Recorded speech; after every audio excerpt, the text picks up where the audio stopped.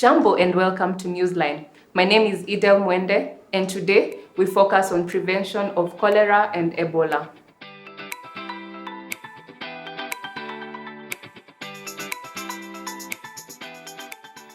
Kenyans have recently gotten reports about cholera and Ebola.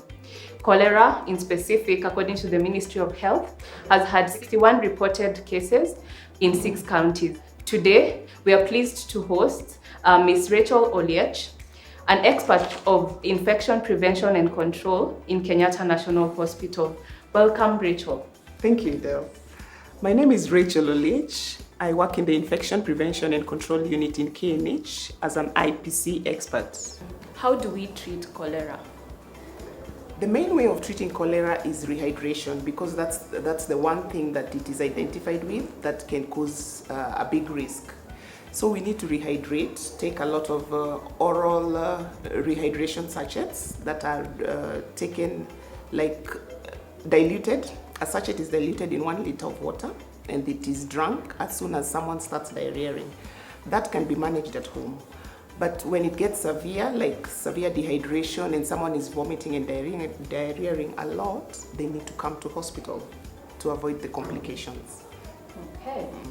There have been myths going around, and one of them about cholera has been that cholera is only contracted by dirty people.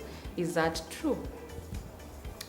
Well, it's a give and take answer, because any dirty environment or contaminated environment mainly would cause cholera.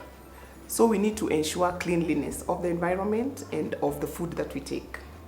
Hand hygiene is one of the main ways of preventing cholera, and we need to wash our hands after visiting the toilet, before eating food, after changing a baby or changing diapers of a baby, and before preparing our foods, we need to ensure that we eat. So a dirty environment would be associated.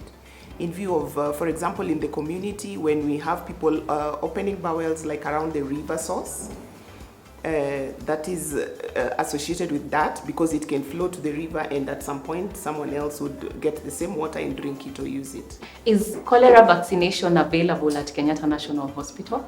Yes. Cholera vaccination is available. It is a vaccination that is easy to administer. We take it in 2 doses, and it is given orally. When you take 1 dose, it is able to cover you for a period of 6 months. But when you take it in 2 doses, it's able to cover you for a period of 3 to 5 years.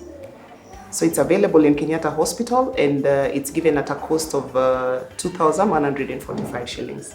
Okay. And where can I find the cholera vaccine in Kenyatta National Hospital? The cholera vaccine is available in our outpatient department, in the private wing, at the accident and emergency unit on 1st floor. All right. I think we can now move on to Ebola, prevention and control. What causes Ebola? And what is Ebola? Yeah, thank you. Ebola is a viral infection, and it is very severe, quite fatal. It is a worldwide concern, and it is, now that it's in our neighboring country, it is a cause of concern for Kenya to be on alert on Ebola. Ebola is caused by a virus. It is actually the Ebola virus disease, and it comes in different ways. There are the early symptoms, and there are the fatal symptoms that follow if not diagnosed and treated early. Okay. And how is the Ebola virus spread? Ebola virus is spread by a patient who has been exposed to the Ebola virus, and within 24 to 48 hours, they will have started exhibiting symptoms. And the symptoms include fever, they include headache, they include chest pain, sore throat, and this person is able to transmit by contact to the person next to them. Yes. Okay. And who is at risk of contracting the Ebola virus? The Ebola virus is actually associated, it's a zoonotic way of, it's related to someone who has been exposed to wild animals, like eating wild meat. It's also associated with the fruit, the bats that eat the fruits in the forest or in the community where there are many bats. And then there's also human-to-human transmission. So once you're exposed to someone who has had Ebola before, or someone who is incubating, and incubating it means less than 48 hours, they're able to transmit to the next person. And it's easily transmitted as far as the mucous membrane is concerned, like when someone sneezes around you or when you touch someone who has Ebola virus, you're able to contract it. Okay. And what are the signs and symptoms that we need to be on the lookout for to just ensure that we don't contract the virus? We still have to take precautions by ensuring we wash our hands all the time. But the first thing that would appear is the running nose, cough or sneeze, headache. The cardinal sign is fever, because there's uncontrolled fever that goes really high. Sometimes the patient develops abdominal pains as the disease progresses. From the 48 hours, the 2 days to 14 days, on the 5th to 7th day, there's abdominal pains. There's a rash that is developed over time on the face and the chest, the upper part of the body.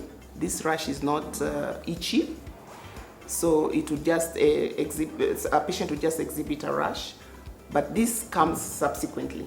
In the beginning, you cannot tell that someone has Ebola.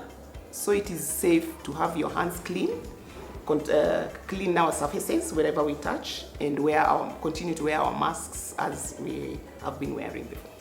Okay. And how are patients who have contracted Ebola virus treated? Being a viral infection, there's actually no treatment of Ebola, so we are currently treating the symptoms. So when a patient comes to hospital with high fever, we try to rehydrate because they lose a lot of fluids through that. We try to treat the symptoms, like give antipyretic. Antipyretic is medication that reduces the temperature. We try to treat the sore throat, just guided by the symptoms that the patient is presenting with. That's how it's treated for now. All right. And how do you go about quarantining patients that contract Ebola virus? Okay, we haven't had any reported cases in Kenya, but how would that go about? How would you go about that?